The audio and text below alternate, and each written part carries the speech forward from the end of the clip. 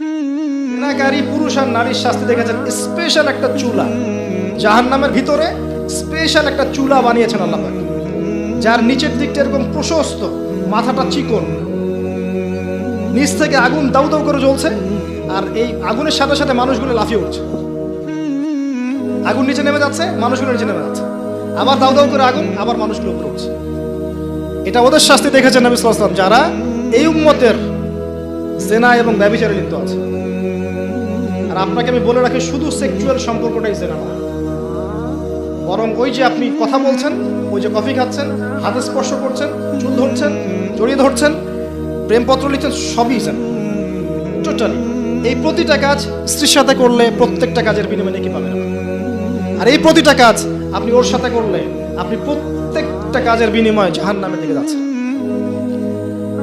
শুধু এভাবে স্পর্শ করা, গায়রে মাহরাম মেয়েকে এভাবে স্পর্শ করা, একটা হাদিসে নবীজি বলেছেন মাথার মধ্যে লোহার পেরেক বসানোর চাইতে বেশি জঘন্য কাজ। মানে একবার করে স্পর্শ করার শাস্তি হচ্ছে মাথায় আল্লাহ পাক লোহার পেরেক বসাবে। আর বিবাহিত, এটা তো বললাম অবিবাহিত জেনারেশন, যাদের মধ্যে আবেগটা বেশি থাকে। আর যারা বিবাহিত দেখবেন ওদের মধ্যেও বিভিন্ন সিরিয়াল দিয়ে, সিনেমা দিয়ে, মুভি দিয়ে, নাটক দিয়ে পরকীয়ার দিকে উস্কানো হচ্ছে। মনে হচ্ছে পরকীয়া একটা স্বাভাবিক বিষয়।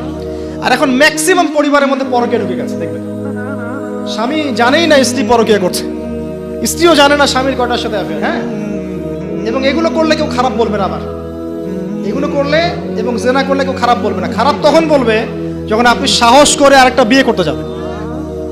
এটা দুনিয়া। এখন আপনি সাহস করে বৈধ একটা বিয়ে করলে মানুষ আপনার দিকে বাঁকা চোখে তাকাবে, চরিত্র খারাপ মনে হয়।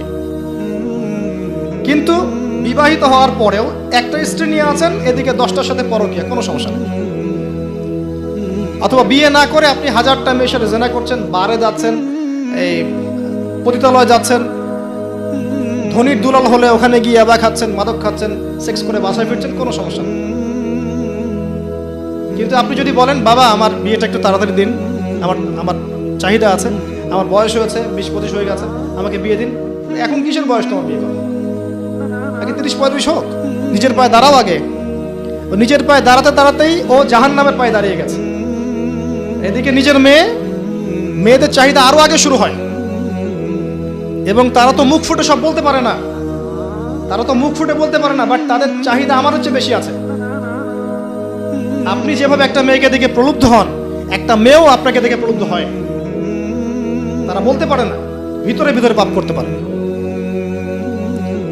আর ওদের ব্রেনটাকে ওয়াশ করে দিয়ে বিভিন্ন সিরিয়াল দিয়ে, বিউটি কন্টেস্ট দিয়ে, নাটক দিয়ে, মুভিজ দিয়ে, পর্নোগ্রাফি দিয়ে, আর ছেলেদের সংস্পর্শ দিয়ে আমরা ওদেরকেও জেনার টেনে টেনে আসতে চাই নাই, টেনে হিস্ট্রে জেনার কাছে নিয়ে আসছে। আসবি না মানে আয়, এটাই উন্নতি, এটাই অগ্রগতি, এটাই প্রগতি, আয় আসবি না কেন? এভাবে সমাজের কাঠামোটা নষ্ট হয়ে গেছে, পরিবারগুলো ভেঙে যাচ্ছে। আর এরপরে দেখবেন ডিভোর্স, ওই যে বাচ্চা কাচ্চা যেগুলো আছে, এগুলো মা ছাড়া বাপ ছাড়া মানুষ হবে।